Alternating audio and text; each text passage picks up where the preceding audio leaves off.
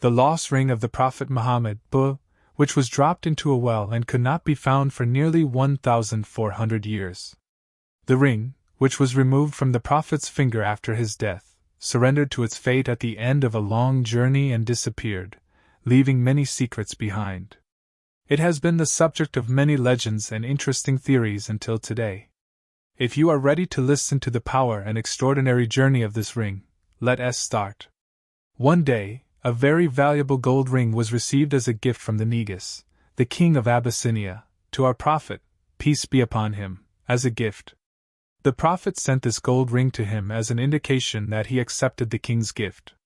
He wore it only once for that day, then he took off the ring on his finger and called out to his companions, declaring that he would never wear this jewelry made of gold again, and said that such gold jewelry was not suitable for men.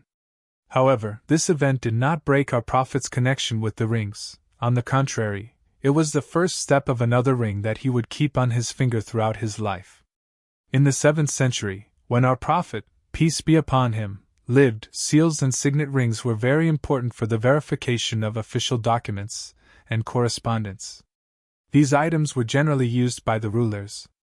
It was used by officials and dignitaries of the states to verify their messages and decrees and to guarantee that the letters were real and that they carried the authority of the sender. When our Prophet wanted to send a letter to Rome and Persia one day, it was said that if there was no seal on the letters he would send to him, they would never accept it.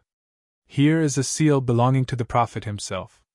At that moment, he decided to have a silver ring made, on which he would be featured. A large and thick ring was made from silver by an artist from Medina named Muhammad Hamidullah. This silver ring, which caught the eyes of those who looked at it with its shine, had a special seal of our Prophet with a diameter of 2 centimeters and a simple design.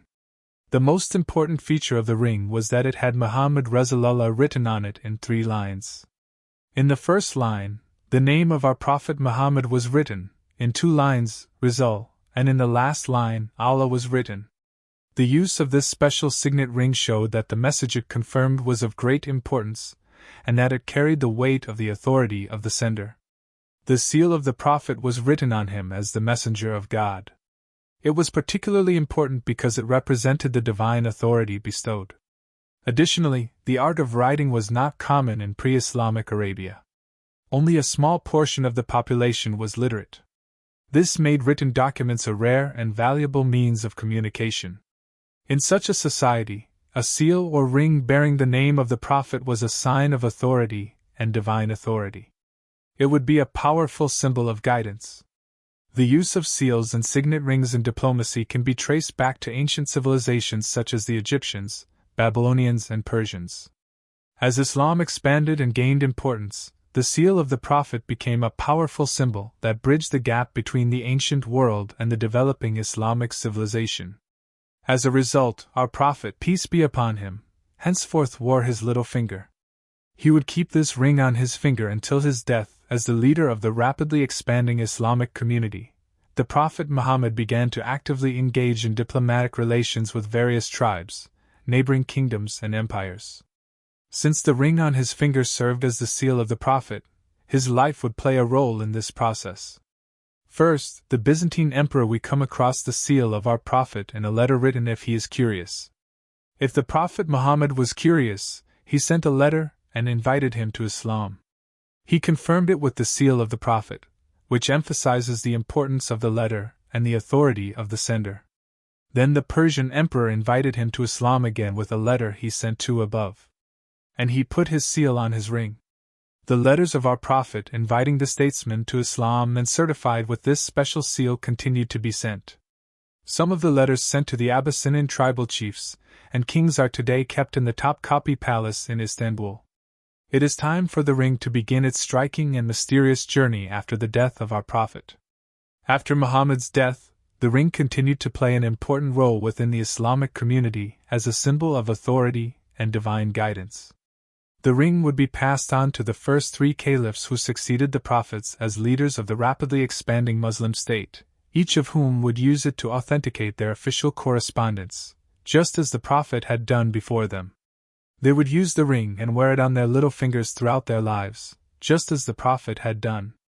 The ring first passed to Hazrat Abu Bakr, the first Caliph and close friend of the Prophet. Abu Bakr inherited the ring, and used it as the seal of the Islamic State during his short time as leader. He tried to emphasize the continuity of the Prophet's message and the unity of the Islamic community. After the death of Abu Bakr, the ring passed to the second Caliph, Omar. Omar continued his role as a symbol of divine guidance and authority, and continued to use the ring as the seal of the Islamic State, but after his death, the ring was passed to the second Caliph, Umar. Despite these difficulties, Osman continued to use the ring as a symbol of his authority and his connection with the divine message of the Prophet, until one day he visited a well that had a very spiritual value for him in Medina. The Erris well just outside of Erris. Osman used to come to this well from time to time and get into deep thoughts. Again, on such a day, while he was sitting at the well, he remembered a memory he had with our Prophet in this well years ago. Our Prophet was sitting at this well and hanging his feet into the well. At that time, Erris, Abu Bakr and Erris, Omar respectively. And when they came to our Prophet, who was sitting at the well, they were given the good news at the well that day. Our Prophet gave the news to all three of them that they were given the good news of heaven. Years later, at this well, Erris. He had taken off the ring on his finger and was turning it in his hand, passing it between his fingers. At that moment, in his momentary distraction, this important ring, an heirloom from our Prophet, slipped from Hazrat Osman's fingers and disappeared into the depths of the tail.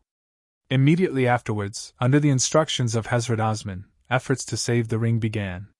Despite the work carried out in it, and continued for 3 days, the ring could not be found. According to some sources, as the water of the well was tried to be drained, the water level rose mysteriously, preventing the ring from being found. Erris. Osman was very sad because he dropped the ring into the well and caused it to disappear.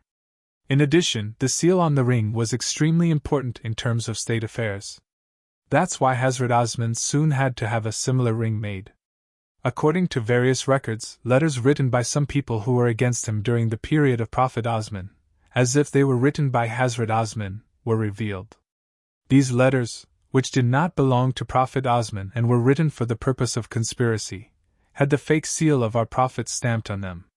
Prophet Osman one day, the rebels who surrounded the house of the Caliph martyred the Caliph while he was reading the Quran. Yes, even though nearly 1,400 years have passed, if you think that the search for the real ring and the stories told about it are over, you are wrong, because the ring of our Prophet Muhammad has countless legends behind it, and led to the belief that he disappeared. This has led to him still being pursued by some people even today. This place you see in the photo is the current state of the Erris well into which the ring fell. This is the point where Gizm started. This is where a feverish excavation took place in the past years. Over the centuries, the story of the Prophet Muhammad's lost ring has inspired many people to embark on a quest to find this mysterious artifact. The belief that the ring may still be in a secret place waiting to be discovered has given countless researchers clues.